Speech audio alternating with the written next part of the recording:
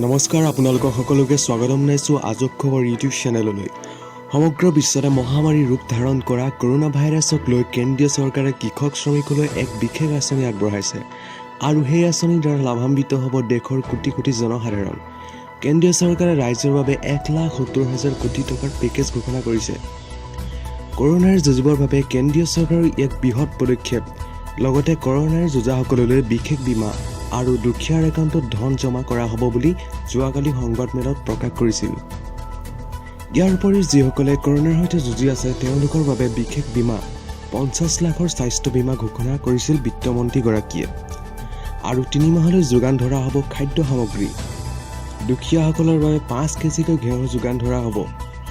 ইয়াৰ ফলত দেশৰ 80 কোটি জনসাধাৰণ লাভৱান হ'ব আৰু প্ৰতি মাহে 5 কিলোগ্ৰামকৈ ৰেচন যোগান ধৰা হ'ব। লগতে ঘেঁহু চাউলৰ উপৰিও 1 কিলোগ্ৰাম দাইলৰ যোগান ধৰা হ'ব বুলি কৈছিল বিত্তমন্ত্ৰীগৰাকীয়ে। ইয়াৰ লগতে কৃষকসকলৰ বাবে বিশেষ আঁচনি 8.69 কোটি কৃষক লাভান্বিত হ'ব। এই আঁচনিৰ দ্বাৰা কৃষকৰ বাবে 2,000 টকা মাহেকীয়া কিস্তি আৰু BPL পৰিয়ালৰ বাবে বিনামূলীয়াকৈ চিলিণ্ডাৰৰ যোগান ধৰিব বুলি কৈছিল কেন্দ্ৰীয় চৰকাৰে। ইয়াৰ উপৰিও বহুকেইটা আঁচনি আগবঢ়াইছে। এইসমূহ জানিবলৈ অনুগ্ৰহ কৰি মোৰ এই চেনেলটো প্লিজ ছাবস্ক্ৰাইব কৰি লওক।